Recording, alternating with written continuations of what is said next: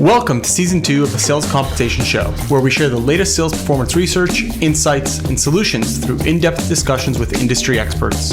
Our goal for Season 2 is to enable our listeners to make smarter decisions based on real-world data, behavioral psychology. Join us for more holistic conversations and discussion about sales compensation and sales force effectiveness that will improve the lives and careers of both current and future sales comp leaders. I'm your host, Nabeil Alazzam. Today's guest is Rocha, Head of Incentive Design and Governance at Moody's Analytics, a financial intelligence and analytical tools provider helping business leaders make better, faster decisions. Leo is a seasoned incentive compensation leader with a remarkable 15 years of expertise. He has a passion for understanding the impact of incentives on human behavior, recognizing their potential as powerful catalysts for both individual and business success. Join us as we delve into the world of sales compensation, both now and in the future. You're in for a great discussion and one that I thoroughly enjoyed. Leo, welcome to the show. Thanks for having me, Nabeil.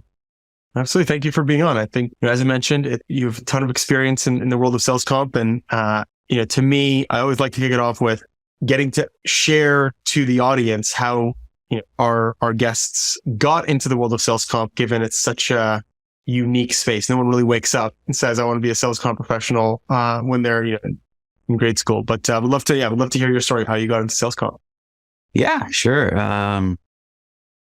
I don't know if there's anything too special about it. I'll tell you this. I did not grow up thinking I'd be working in sales comp, right? I didn't even know what sales comp was, but, I happened to, at the time, still in college, still hadn't graduated college. I, got an opportunity to work for a super big company, which was IBM. And I'm originally from Brazil. So I was in Brazil at that time. And they offered me a job. And I, as a hungry, college student, just wanted a job. I said, sure, I'd love to work for you guys. What am I going to do? I said, well, sales compensation. And I thought, well, okay, that's easy enough, right? Calculating commissions. How hard can that be, right? Just calculation. Simple multiplication. Yeah, that's it. Super simple, right? And of course, I had no idea how big of a world sales comp is. So I got into that without really understanding what I was getting into. But, looking back, I'm super, super excited to have gotten into that world. And essentially, I think it was interesting because I had, they needed two things, right? So IBM was expanding their sales comp team at the time. And especially in Brazil. So they're looking for people and they were looking for people who could do two things. Number one, they could speak English. Because of the global nature of that business, and they could do math, right? And I could do both, and maybe one better than the other. And I'm not going to tell you which one, but yeah, I got into that world like that. But what I realized is how many things there are in sales comp. So what I was doing at first was just, the basic sales comp analyst, resolving disputes and issues. But that gave me the beginning of understanding how comp works and how complex it can be, right? And how dynamic it is as well. So that's how I got started. Like you said, it's been over 15 years doing that. And there's a reason I'm still doing it. I feel, yeah, that's the second part of the question I would almost say is sales comp is not only, it's complex. It's, in some ways, extremely demanding, and in other ways, it's really a thankless, or feels like sometimes a thankless job. If you get comp right, no one's calling their payroll administrator or their payroll team or their sales comp team saying thank you for my paycheck. It's expected, but if there's any issues, any discrepancies, so yeah. To my second part of the question. What made you stick around and stick in this domain? Yeah. It is a thankless job. I've heard that many times. I've said it myself in certain occasions when I felt like, I could use a little bit of thanks here. But it is very rewarding. It's a challenging job for sure, but I think it has something that's not every job has, which is it is very, very close to the actual business. And and if you do it well, you are a part of the conversation, the strategic conversation, the leadership conversation. People listen to you. right? Now you have to build that, right? Trust. It's like coming in. Yes, people were double checking my work to make sure I was paying them correctly. But once you build that trust, you do get a seat at the table. And I think that's becoming, more and more common. At least in my experience over the last 15 years, I've seen it, at least in my career. I'm getting that better seat at the table each time. And it's a function of, I guess, the trust and the ability to deliver, consistently. But that's why I hung around. And I mentioned to you in the first part of the response, when I started seeing how big of a world it is, I thought of commissions, right? Yeah, it's to calculate somebody's pay based on a simple equation, right? Just do some math and that's it. And then I started understanding, okay, well, you have a planning side, right? With territories and quotas. You have an administration side, well, with the execution and paying people. You have the design and you have coverage and you have all these different areas. And I was lucky enough to work for many years for a company that had a very big sales compensation team, which allowed me to navigate from one area to the other. So I thought that was interesting because I've been doing sales comp for a number of years, but it had all these different jobs within sales comp, and they felt like they were very different from each other, right? And close to different parts of the business. When you're doing the coverage model, you really have to understand the role of the seller and how they're pitching the product. When you're talking about the downstream incentives, what behaviors are we driving? What are the I always talk about this. You have to be an expert in the business if you're going to help the business get to the desired outcome and objective. Yeah, absolutely. And I'll tell you an interesting side of it. I at some point, so 15 years, been 16 years now, actually. At some point during that journey, I started to think, well, maybe I should go and do something else, right? Some different. So I tried, I for about a year or so, I went into finance, right? So I actually took some time off work, got an MBA. I was really interested in more the business side and specialized in finance. And went to work for finance, and it was a good experience. But after a year, I just said, hey, you know what? I'm passionate about sales comp. That's what I really want to do. And I think it's interesting. It's a career where you can differentiate yourself. Like in a finance organization, I was doing my best, but I was one of many, right? There were a lot of people just like me and lots more better than me for sure. And in sales comp, it's not that I was better than anybody, but I had built, experience. I had learned things that a lot of people don't know. That's why I keep saying they listen to you because you have an expertise and you have something to add that adds value to the organization very directly. It's very tangible value. And I thought that, that I'm really passionate about that. So I made the switch back into sales comp, continued doing different things and learning different things. But I'm very happy I did that. Yeah. Yeah. No, you're effectively helping the organization manage one of the largest cost centers in the business. And so it is, I agree. It's a very rewarding space to be in. And funny, like for me, one of the things that when I started Forma, one of the partners at the management consulting firm that I was at previously had asked me when I was starting Forma, he said, are you really sure you want to stick in sales comp for the rest of your life? Do you want to do sales comp for the rest of your life? And I had to think about it for a second. I was like, I'm not sure, why you're asking this. And now I look back and I'm like, yeah, because it's a thankless role or has the potential to feel like that, but it truly is extremely rewarding. And the things that you can do and the value that you can bring as a sales comp professional to the business. You said something earlier that was very powerful, which is today it feels like sales comp is being brought to the table more and more and more. And I think it's a great thing because at the end of the day, there's so many parts that can be impacted through better coverage, quotas, territories, and ultimately the actual incentives that are driving in it, the behavior of the rep. And if we're brought to the table to have those conversations, it tends to create some really great results. So it's great to hear that you're kind of feeling that is also happening, because we're seeing that happen more and more across the industry as well. Yeah, I agree. And I do feel that. And I can look back to, just a few years ago where I think sales comp was a little bit more of a reactive. So, reacting to the business. Okay, there's a business need for something. So let's talk to the sales comp team. Or, this year we're not going to do so well. Let's solve that problem through sales comp, which, is again, another problem. That's not how I would say you should do it, but happened a lot.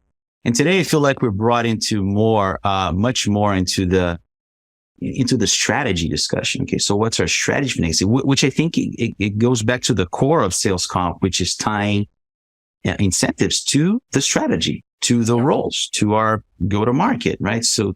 So that's why I think we have more of a seat at the table, because there's a never growing realization that that's how it's supposed to work. I think we have to do still a little bit of a job. Our job is still to educate a little bit that here we don't solve any problem through sales comp, right? That doesn't work well if you try to do that.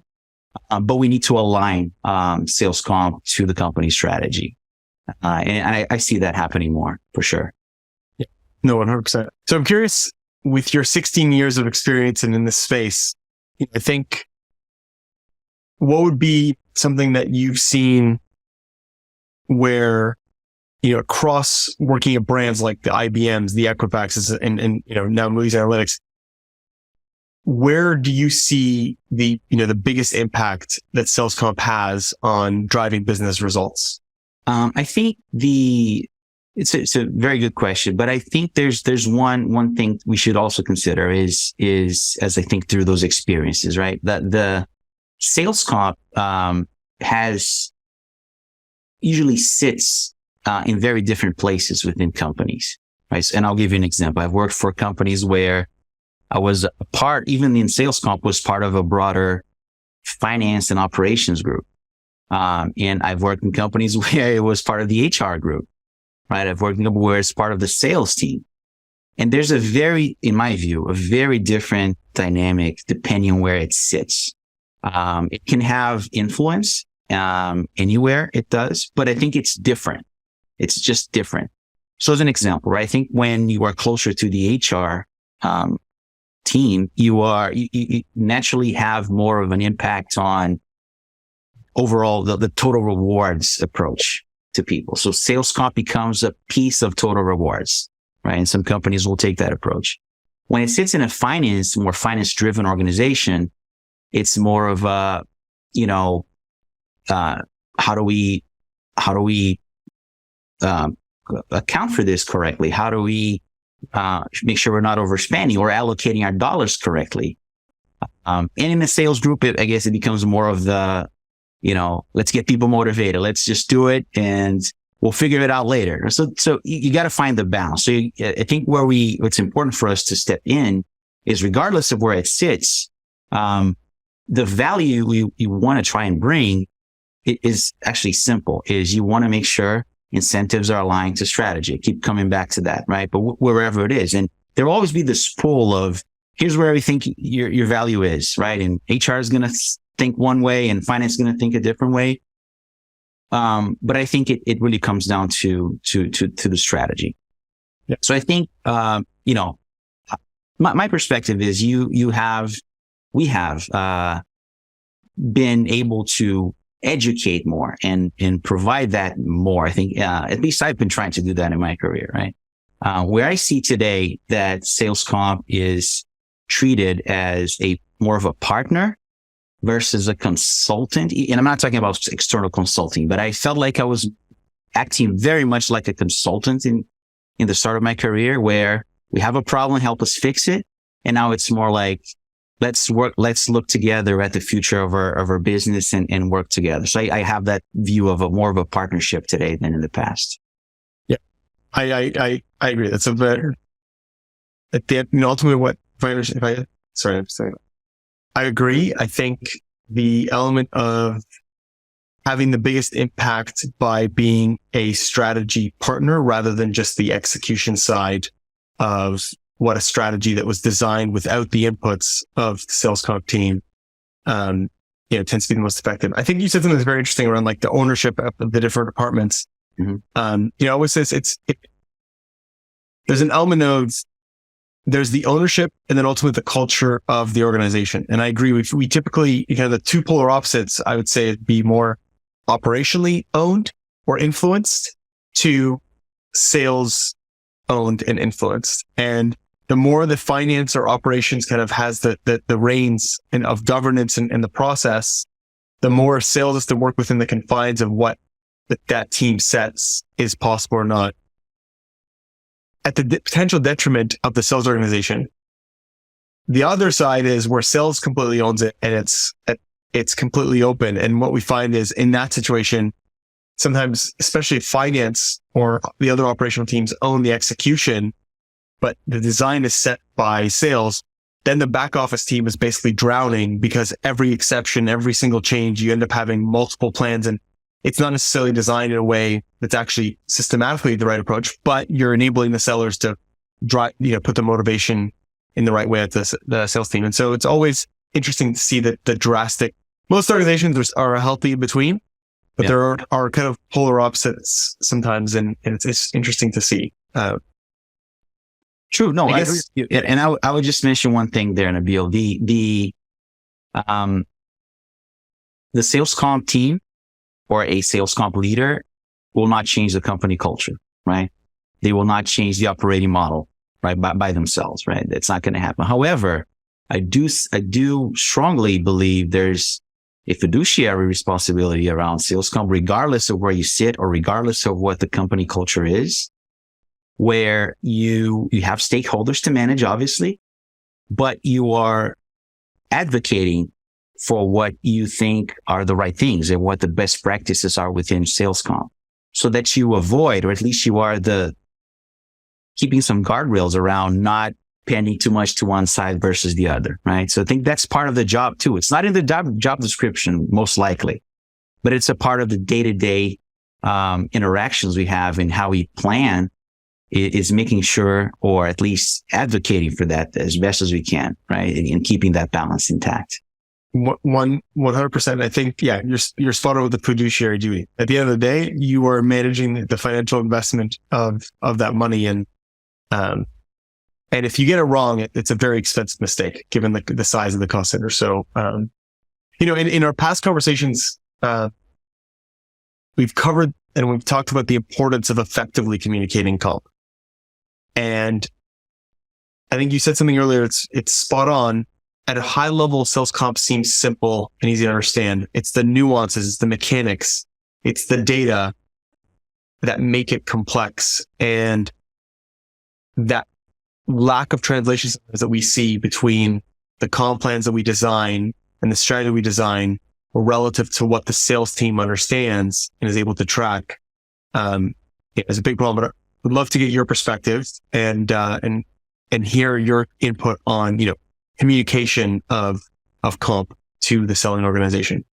Yeah, sure. Love that. That's, one of the topics I'm most passionate about. I think, if we had to say, okay, there's one thing you need to focus on when it comes to sales comp, I would say communication, right? I can expand on that a little bit, but it all comes back to good communication.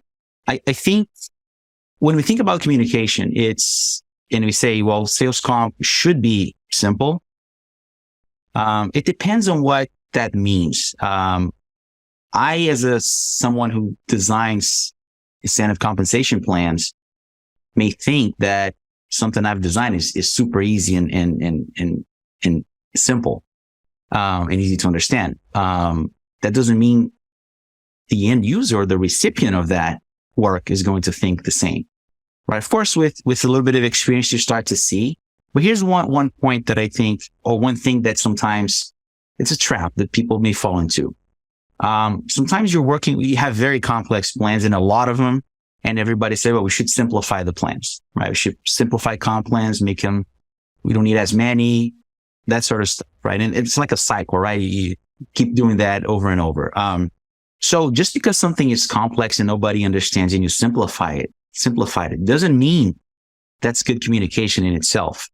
So I, as a professional, may think, wow, this is look how much we've simplified this. This is great. Kudos to us, right? And it's still this mystery to whoever is looking at that on the other end.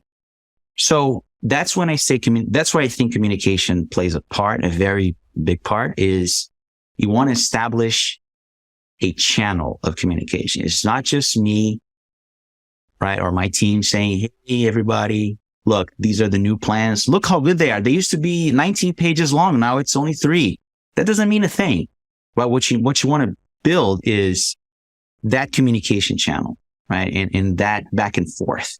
So it's almost like when I think about it, when I think about YouTube, it's like a YouTube channel, right? You want to create something like that, not necessarily an actual YouTube channel, but a channel of communication where you're almost saying, what all YouTube, content creators say, like and subscribe, right? Like and subscribe to my channel. That's what I want the salespeople to do. It's kind of like give their like and subscribe, meaning they're going to go back to it. They're going to get value from it. And I'm going to take feedback. We're going to have a conversation, right? And that's when I think communication is important, is you establish that and you make sure it works, right? Because otherwise, if you just say you want to have a channel and there's nothing happening there, it's not going to do any good. Yeah, agreed completely. Especially, your point on the simplicity and simplifying, reducing and simplifying with the main objective of simplification doesn't necessarily lead to the right outcomes, right? I mean, you think about like the smartest, people in the room, the physicists can come in and articulate these insanely complex, concepts to a level where, the average person can understand. And yet it doesn't mean that they just simplified it so that we can understand it. They understood it to a level where they could articulate it in a very simple way. And I think, your point on the goal of simplifying is that we get the reps to understand it, but ultimately focus on the communication, the channel. I love that in the sense of how do you create a way to enable you to get them to understand and use that as the objective and how you build towards. And so I'm curious, would love to get your input on how do you build a strategy and a framework on building that right channel for communication to the sales team within your organizations? Yeah. So, like in real estate, they have the famous saying, right? The 3 L's of real estate: location, location, location. So I think the 3 C's of sales comp is communication, communication, communication. Yeah. Right? There's a lot that goes in addition to that, but it has to have the good communication. So, this concept of establishing a channel is also related to the concept of creating trust. So I would say number one, right? It's a lot of work. It's a lot of work to do that. So we do a lot of work already, designing plans, modeling plans, having, strategy conversations, distributing plans, doing all that. That's a lot of work in itself. But, so I think that's part of the reason why a lot of times us sales comp professionals tend to just do the bare minimum communication, because you go through all that work and it's intense. And you have the annual cycle or biannual cycle, depending where you work at. And then it's like, oof, okay, now they're out. Now I can relax, right? There's a little bit of that, feeling sometimes that's how it should be. So creating good communication channels is a lot of work. It means you are, again, the concept of channel, right? You are open. There's back and forth. You need to respond when when someone reaches out to you, but you also need to provide. Right? You need to create, you need to put content out there.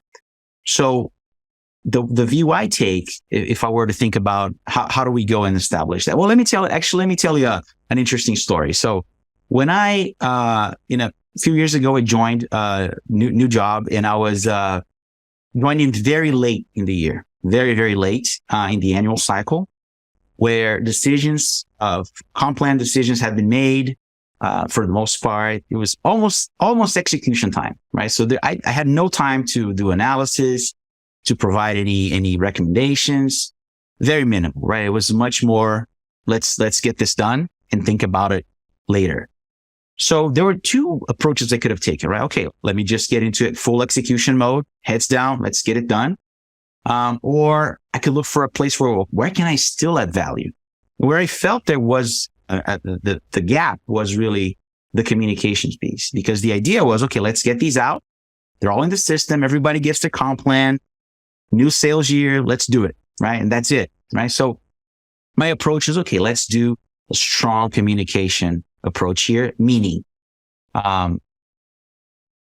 explaining and walking people through their compensation plans, walking through them through the strategy, why the changes are what they are. Like, if we're having changes, why did we make those changes? Even though I didn't make them at that time, right? It wasn't my work, but it's still, we got to communicate it you have well. to own it, yeah. And you have to build on the trust, to your point. Absolutely. And then, I think the one of the key things we did there to kind of establish this channel concept was, we want to hear back. Because a lot of times what happens is you communicate the plans. You may have like an annual sales kickoff or some meetings depending on different groups of salespeople. And okay, it's done. It's communicated from me to them, and that's it. And almost the less noise, the better, because then it means that, yeah, exactly. Yeah. Then which could be very deceiving. Yeah. Correct. Because a lot of times you'll say, okay, time for Q&A. Any questions? Silence, right? Everybody, I'm good. And nobody understood anything, right? And then 1-2 months later, you start getting all the, nobody understands the comp plans, and they're not doing their job. They're trying to understand the comp plan. So that's very common, right? So what I did there, and have been trying to replicate that ever since, is the back and forth. So one specific thing is, okay, we've communicated. Now I want to empower sales managers to be able to respond to their teams when they have questions. So I need to train them. I also want to hear back. So let's establish Ask Me Anything sessions, right? With a regular cadence. And that, of course, could be every quarter, could be every month, even if needed, right? But that's the opportunity that we have to open that communication channel where they come back to us and you answer all the questions. So how do we approach that, right? I can't answer all the questions a sales rep may have, because those questions could go anywhere, right? It could be from why is my payment wrong, right? Or they think it may be wrong, to why is our compensation strategy the way it is? Or, what about quotas, and why are our quotas set the way they, so it could range. So you have to be prepared for those sessions with the right people, right? Yeah. Which a lot of times will go beyond the sales comp team. Yeah. So get the right people there, provide the support. And then what you want to do is enable and that's why I say it's a lot of work, is I want to be accessible. So if someone has a question, they can come to me directly. It's okay, right? It's okay. They need to be responsive so that that it's a known, reliable way for them to get those answers. Yes. Absolutely. And that's all related to sales comp plan deployment in a sense, right? But there's also another piece of it, which I think is, for a good communications program, is really you want to test that out, right? So one other thing I would recommend is you do a kind of a survey, a survey of, to get a sentiment of how are people feeling about their comp plans, in that year. And that can be done, a few months after the plans have been sent. So you want to make it easy for them to respond to. And you want to get a sense of, do you feel like you understand your comp plan? Do you feel it's motivating? Questions like that, right? It should be something simple and easy for them to do, where you're going to get the responses you want, but you want to get a sentiment. And then a little bit later in the year, I would do a more formal feedback process where we identify the right stakeholders, right? And I want to make sure I have senior leadership, frontline managers, sales reps, good representation across the sales force. And then you have an actual official feedback process where you hope to, obtain information to inform on sales comp decisions for the upcoming year. And I think the key there, Nabeil, is this is something that gets overlooked sometimes, is collecting data isn't that hard. What's difficult is responding to that and making sure you capture all those things. So let me give an example, right? We've some time ago had done one of those feedback requests to a lot of people. And of course, we got a lot of answers, which was great. And processing though that feedback means you have to prioritize things and make decisions on, okay, these are areas we're going to focus on. These are good suggestions, but it's not something for this year. Maybe it's something for next year or 2 years from now. And maybe the third bucket is, okay, these are interesting ideas, but not really applicable to what we're trying to do here. And you have to go back to people so they know. Because if you just collect feedback, thank them for the feedback and never come back, are they going to be interested in doing it again next year? Probably not, right? They'll just say, well, I keep giving them feedback. They don't do anything about it. Or worse, it's seen as you actually do counter to what their feedback suggests without explaining the justification or the business reason behind it. Yeah. And you touched on an excellent point, because execution of this communication strategy needs to be very, very well done, because it can backfire, right? It can backfire where you think you are doing something that's good, that people will like to do.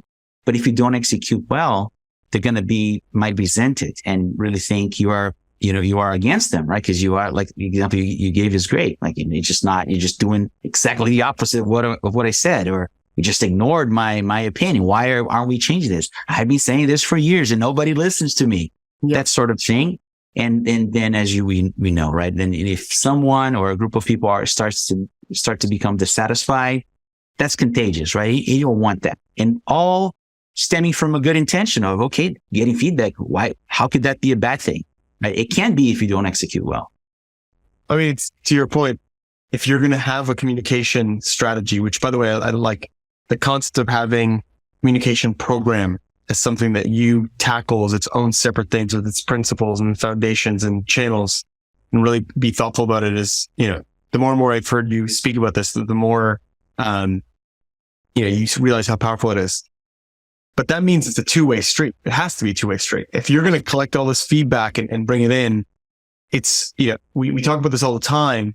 When you're rolling out new strategies, when you're making shifts, the bigger of a change it is, the bigger of an organizational impact it's going to have, the more you're going to want to bring in, we think about it as like a sales advisory committee, your champions within the sales team that you can bring in and kind of give in and make aware of things early so that they can then be advocates on your behalf within the rest of the organization. So I'm curious, how do you think about that outbound communication and that part of the communication strategy? Yeah.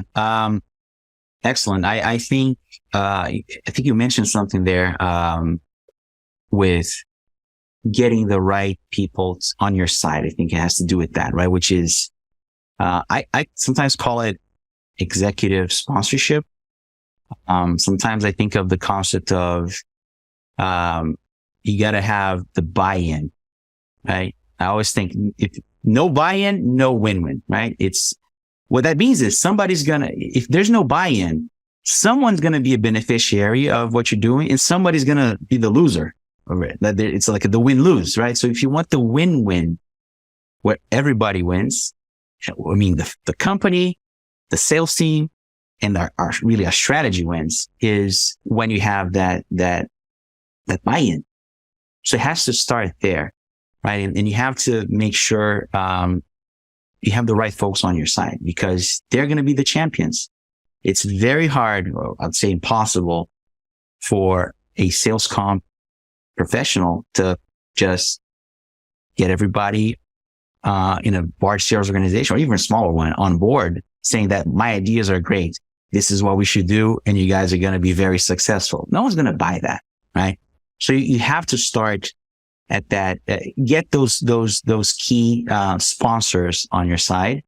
And getting them on your side doesn't mean they're always going to agree with your recommendations, right? It's the whole back and forth and the whole fiduciary responsibility, saying, why am I recommending this? I think a lot of times what happens is, some of these folks they'll look back to the great things they've done internally and want to continue doing that over and over because it has proven successful over the years. But I think our job is to look ahead. It's okay. It's great. Happy it's worked. Is it still aligned to what the market is doing, to what our competitors are doing? Is it sustainable? Right? Can we scale this as we grow? We have to ask all those questions, bring those to the discussion. Otherwise, they're just going to rely on use what has worked. And I think it's something you said at the beginning, right? Well, we are looking at the business. Like sales comp needs to understand the business, so you can have those conversations and get the buy-in. Because if you bring that to the table, that's why you get the buy-in, right? Because it shows you are thinking about the business. You're not just thinking about the sales comp program in itself, not a contained piece of what we do, but as a whole. And that's, I think, how you get that buy-in. Sometimes, of course, not all your recommendations are going to be accepted. Maybe it's a phased-in approach. Maybe it's just, no, we're never going to do that. Okay, there's culture, there's operating model, there's a bunch of different factors, but you build the trust there, right? And then they're on your side. So when you communicate that, they're going to reinforce your message. 100%. And I think the point you made on it being something that you're working towards, I mean, in my mind, no different than how the go-to-market motion, you might be looking 3, 4, 5 years out. An example is, if you're shifting your pricing strategy, that doesn't happen overnight. If it doesn't happen overnight, it means that as a sales comp team, as the data team that's managing the data that feeds into the sales comp process, all of these things need to start being have a project roadmap that's aligned with that bigger, pricing change or whatever it is, the go-to-market strategy shift. And, I think there's an element of having that buy-in to the stepwise movement and change to that bigger objective. It becomes much harder to do it. It's funny. One example I've seen that single-handedly showed the power of kind of what you're talking about is comp plan change. I saw a comp plan change done where the metric for retention was changed from tracking kind of the recurring revenue base at a rep level to tracking a retention bookings quota. So it's a relatively big shift in kind of the metric and the way that the reps are tracked. And the noise that was generated when that plan was rolled out pre-sales kickoff, and then having seen the CRO present the plan and the reason why that shift was done at the sales kickoff, and to hear the noise drop off after was a night and day visualization for me of when, at the end of the day as sales comp, we are driving incentives to drive specific types of behavior. But if the sellers don't have buy-in into the behavior and what it's going to take from a sales process perspective to get the outcome that they want, which is the compensation or the reward for that work, it's very hard for them to look at something that is their livelihood. And of course they're going to be upset, or of course they're going to feel, that there's something wrong there. And so you need the buy-in at the level that's, a lot goes into getting that outcome from the comp plan. It's not just the incentive on this piece of paper or the document.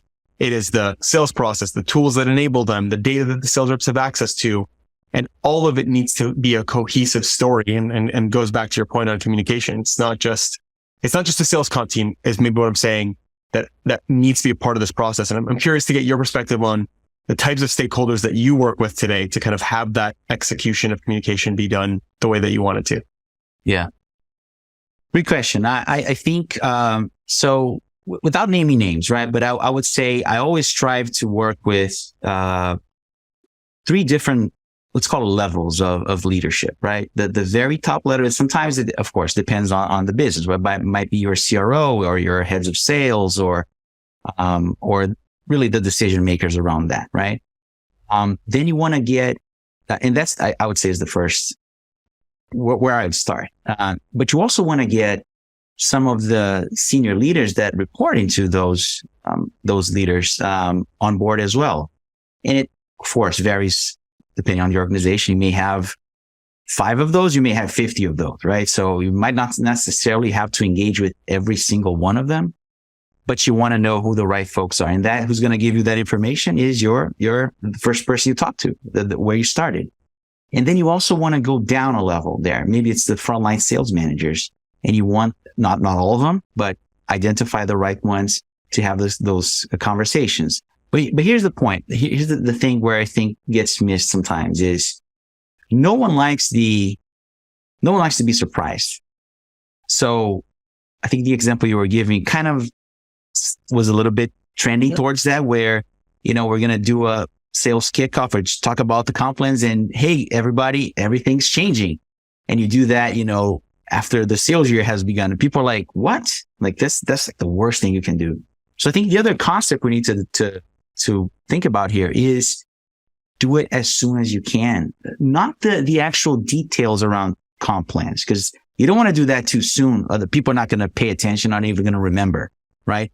But the changes, the strategic changes that sometimes are even longer term changes, you want to start those conversations soon and make people aware that change is coming, right? It's not defined, but you're not presenting everything at a single point in time after the sales year has begun. That's done in advance. So you eliminate the concept of being surprised. It's really the no surprise approach with the right folks in play. So now you create, it's like the going back to that channel concept. You have a channel, but it's not just me leading that channel. Now I have this army of allies really replicating that message with their teams and doing it early, right? So when the actual details, after we do all the massive work that, we have to do every year, when that's finalized, or regardless of where we landed with details, the overall theme is something that people are already expecting. And then they'll get to know exactly how to operate in that new environment. Yeah. No, I couldn't agree more. I think this goes back to kind of the two-way communication and kind of feeding early, but it's effectively well in advance of major change like that. You're looking at the data, you're looking at the reasons why we're going to shift from one metric to another, and kind of getting that feedback out to the organization sooner is only going to feed back into your strategy and decision making and make ultimately the decision you go down the path of least resistance and the ideal outcome. So, I guess from a perspective of and thinking about kind of change management within the organization and what goes in, on the communication side. So we talked a lot about kind of the standard rollout of plans, the transition over year. How do you think about, using those communication channels differently when something changes in a bit more of an urgent or surprise fashion, because things happen and things come up. And so how do you think about the communication channel differently in situations that may have risen without that, that notice and that planning that you would have normally had? Yeah. That may happen, right? In business, things happen in business. I think the key is transparency, right? So you don't want to, sometimes the news aren't good, right? The expectation was one, and the actual reaction that we're taking because of something that arose is not going to be as great as they originally expected, right? That's the typical scenario, I think. So you want to be transparent. I think there's no hiding. One of the leaders I work with has said something once that he was being very specific about something. We were preparing a document to release about a change. And there was, a couple of asterisks. So some of the wording in the document said, this is how it's going to work. And some asterisks, a small print saying, well, it doesn't apply in this case and this and that. And he said, well, I hate that. Let's not do that, because even though it's accurate information, no one likes to have like the small print, like, are they, what's going on here? Yeah. So instead, let's use this as an opportunity to talk through these asterisks, right? Let's talk through why there's exclusions and limitations and this and that, why. So I think that's when you think about transparency in those cases, is it goes beyond presenting the actual decision or what it's going to look like, but it's walking through the why, because the question is going to be there. There's no, you could avoid it. You cannot speak to it. People are going to still be asking questions. If there's no response, then that creates doubt, right? And then that creates mistrust. And then again, are they going to be focusing on doing their jobs the best they can, or are they going to be focused on complaining that, something's off, something's not, this is not right. And then you just lose the power that the incentives program can have because people are just focused on other things. They just lose the focus on what really matters. Yeah. No, I agree. And I think a bit of a side topic or tangent topic off of this, but how do you get feedback on how the sales organization is actually feeling, or truly how well they understand the changes that we're deploying, whether it's a rollout at the beginning of the year or kind of a change mid-cycle? But in some ways, you could almost think of it as like, can we quiz our sales team to see if they understand it? Because sometimes you get no noise, and there's an element or a thought that everyone understands what's happening, and then you realize 8 months into the year that no one has capitalized on this, kicker or this incremental, way that they could have optimized their deals to make more money and be better for the business. And it makes you realize that, okay, now it's a little too late for us to do that education. So how do you maximize that feedback loop? Is there a different way that we should be thinking about it? Yeah. So, two things I would say. If I'm not answering your question directly, just let me know. But the one thing I learned many years ago with, one mentor that I had at the time in sales comm, he used to do something interesting. Every time he was presenting some sales comm information, sales comm plans, anything, he would do it's a simple trick, but like, hey, pay attention. I'm going to quiz you on this. There are prizes, right? That sort of approach of where, at the end of he would ask, after he presented, okay, so, options here, multiple choice. What is the right answer for this? Not with stuff, not putting anybody on the spot. It's not like doing crazy math on the spot. Not like that, but just basic concepts or important concepts. And you do that. And it's interesting because people would really pay attention.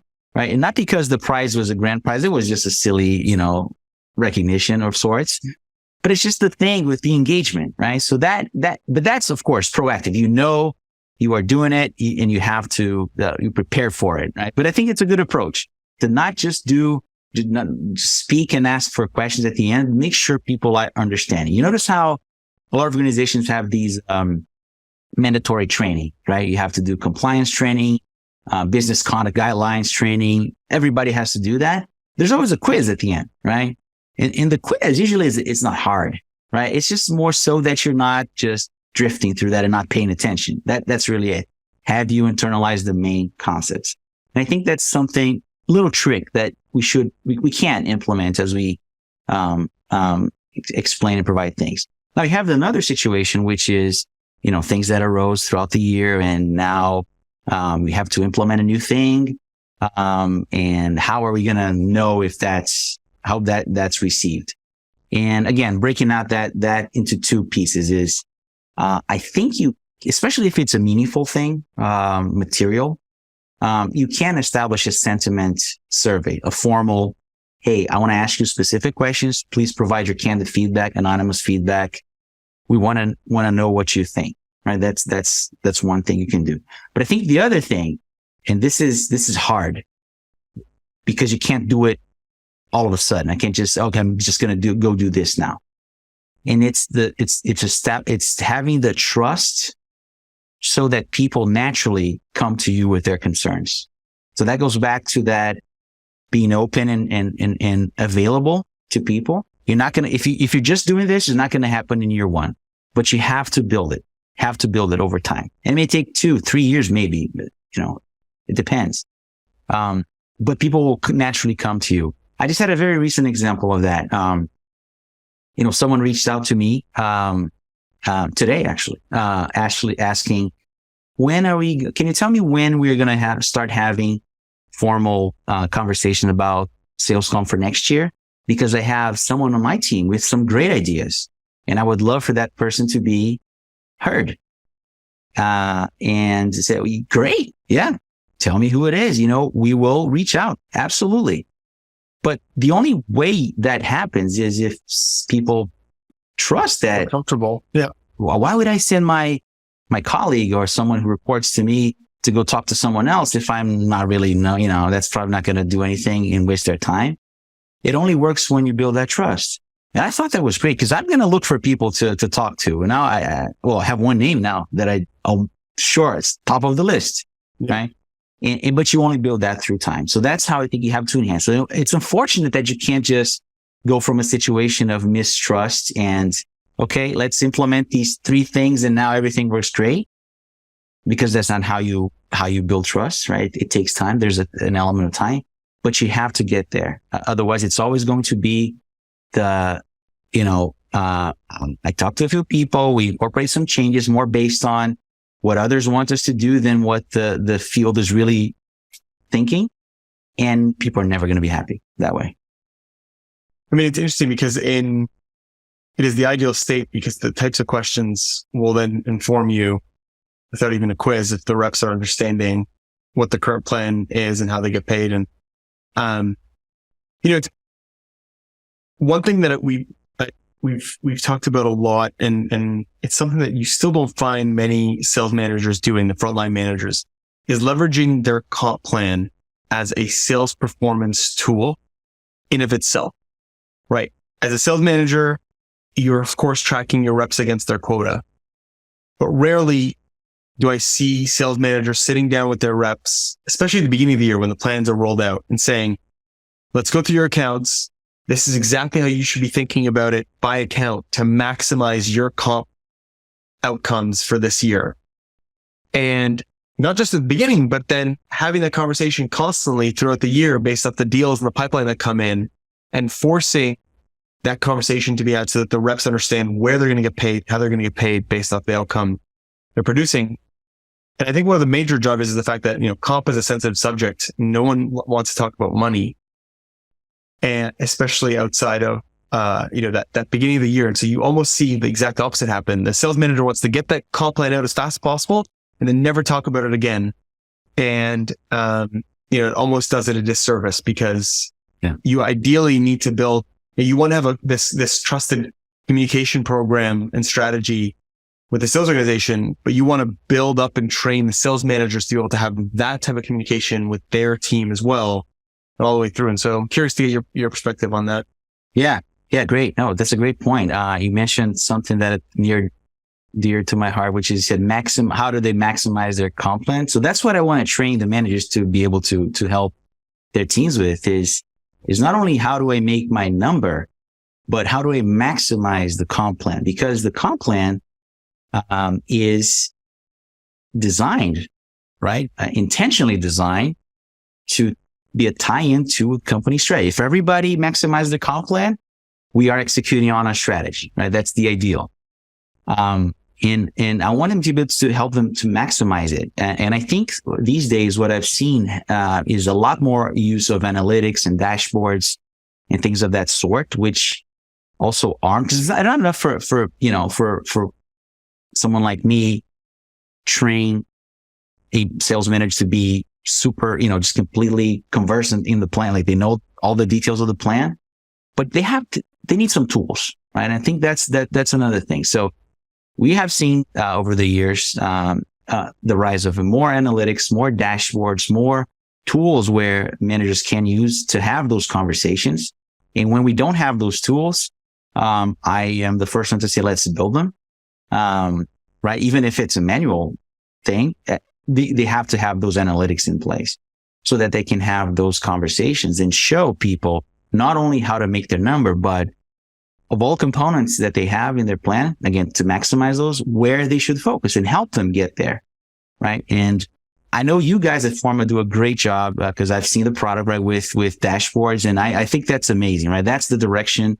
That's the support that sales leaders need in order to be able to do that. We can do it through other ways as well, like I mentioned, right? Sometimes it's just a manual type of thing, but they have to be provided the analytics, not just the soft talk of understanding the comp plan, but being able to walk people through how they maximize their plan, how they make money, and how they fulfill the strategy around the comp plan. Yeah. And the ideal state is when the reps can game the comp plan to get their desired outcome, actually produces the result that we want for the business. In that situation, it's a win-win for everyone. Back to kind of the point on creating that win-win communication strategy. So, just stepping back and thinking about the audience of the podcast and other sales comp leaders that I think looking to build that communication process and communication program that you're discussing, what's one thing that you think to kind of start or ensure that you get right that's going to have a really big impact to these organizations and these leaders as they go about doing that? What's one thing that they should be thinking about? I think the most important thing is really, as simple as it sounds, is to start.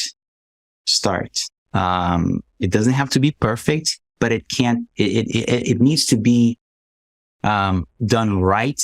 You can't have room for doubt or the feeling there of mistrust. That's the one thing you have to do.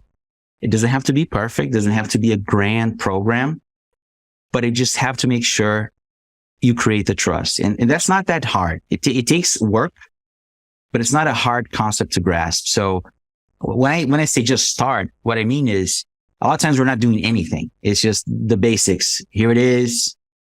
If you have any questions, just let me know, right? That's the standard basic approach to deployment. If you say, when I say start is, okay, do something else, do more. Create an Ask Me Anything session. Get 3 or 4 people who can help you answer those questions and go. You don't have to have all the answers. You probably won't. And you may, but what you what you cannot do is have that session and just, let's say we don't know an answer to a certain topic and that's it, right? You have to establish the trust of, okay, I'm going to get back to you and go, because then we go back to what we were saying. Oh, an Ask Me Anything session, that's a great thing. Yeah. But and the sales rep might be saying, well, I went to one of those, asked a couple questions, didn't have any answers, never got back to me. Why am I going to waste my time going to that thing? So just start, right? And make sure you are open and available. Attitude is a lot more important than being 100% accurate all the time. People will respond well even if you make a mistake or explain something not 100% right, but you show willingness to go and correct and look for the right information or get the right folks involved, right? They're going to take that very well, right? More so than if you're just just there, just putting up a show, right? And just kind of talking through, but you're not really interested in helping them out. So just start, make sure you are open. And you're going to hone in that as you go, right? That's going to get better. You're going to start to see, okay, this could have been done better. Here are areas where we should focus on. But I would say, think of something you do not do today, like an Ask Me Anything session, like an extra level of communication, like a certain group of people you don't really interact much with when it comes to communicating, and do it, right? Do it. Don't be afraid to be imperfect. Be concerned about not being responsive. You have to be responsive, and it'll get better over time. Yeah, no, I mean, I think it is a great place to start. And I imagine, especially if you're starting at the very beginning, just starting and getting going, creating that feedback loop and that trust built up will then lead to further and further things that can be used to build up a fully baked communication program. But, I do think, completing the feedback loop with a strong communication program is very, very, very powerful. And so, I just want to say, I think this is a very, so let me just pause here. I think, Leo, everything you covered today, there's so much power and leverage that as a sales comp leader in a large organization you can bring to improve the way that you execute. If you're able to kind of create that cohesive relationship from sales, HR, finance, and leverage a contiguous communication program to bring all stakeholders aligned to that ultimately what is a never ending journey of optimizing and improving the sales comp process. So thank you for sharing everything you did today with us. I think, before we wrap up, I'd like to ask 2 questions. First question is, who in the world of sales comp would you most like to take out to lunch? Okay. So Nabeil, I think, so my answer to that would be someone who you wouldn't normally think as sales comp, and it's definitely not a sales comp person, but the work they do, applies so very much to how to execute sales comp well. And that would be, Stephen M. R. Covey. He's the son of the late Stephen R. Covey, who wrote the 7 Habits of Highly Effective People. So Stephen M. R. Covey, his son, is one of the experts on the topic of trust. So he's written a couple or 2 or 3 books about trust. I'm actually reading one of them right now. He's very famous for the book called The Speed of Trust. He essentially, teaches how to build trust and why trust is so important and how trust brings more speed. It's a currency, really, right? And you have to protect it with all costs once you get it, right? And I think that applies so very much to sales comp, because it's all about that, right? It's established. The whole communication conversation we just had, it was never going to work if you don't establish that trust. So that's something that somebody I would love to pick their brain and kind of understand, real situations where he could maybe help me get some ideas on how to enhance that trust and how to better leverage that trust that we already built and go, even further. It would be someone I think would provide valuable insights for sales comp. I agree, especially based on everything we discussed today. I think it's at the core of, we deal with a very sensitive and mission critical part of the business, and having that trust, is critical. And so I guess the second question, which may be tied to the first here, but, what's one book that you'd recommend for sales comp professionals? Okay. So I touched on the trust piece, right? I certainly could recommend all of his books because it will address the topic of trust, but actually have a different one, for you today. Again, a book from a non-sales comp person. It's a consultant. His name is Brian Tracy. He's actually a fellow Canadian. And I don't know how popular he is these days. I know he was very popular, a few years ago, or maybe a couple of decades ago. He's very known for the topic of time management, sales as well, sales excellence, and a host of other things. But he has a book, probably not very well known. And I love books that aren't very well known, by the way, because sometimes I find gems there that, kind of can help me learn something that most people aren't aware of because they're not well-known books. But he talks about the name of the book is No Excuses. No Excuses by Brian Tracy. It's a book that essentially talks about self-discipline and how self-discipline just helps you be an overall better person in your career, personal life, everything, right? It also talks about trust too, how self-discipline is, if you're a self-disciplined person and consistent, right, that generates trust as well. So it's a fantastic book. Again, he doesn't mention sales comp in the book, but he puts some very good perspectives on the importance of self-discipline and how to create, how to gain that self-discipline that sometimes is hard, right? It's you against yourself, right? There's no one else. Self-discipline is all about how you make decisions and follow through, and it's your decisions, not anybody else's. So great book, not very well known. It's an easy read. You finish that book feeling you can conquer the world. So I'll just say that. I mean, well, again, I think the element of trust and self-discipline go hand in hand, especially in the world of sales comp. Like everything is about being proactive and preparing well in advance. And it's about doing all that hard work before, so you have to do less of the hard work after. No, again, Leo, I just really enjoyed the conversation. Thank you for jumping on today and sharing your experience and your thoughts with every other sales comp professional that's listening in. Yeah, thanks, Leo. It was a pleasure talking to you today.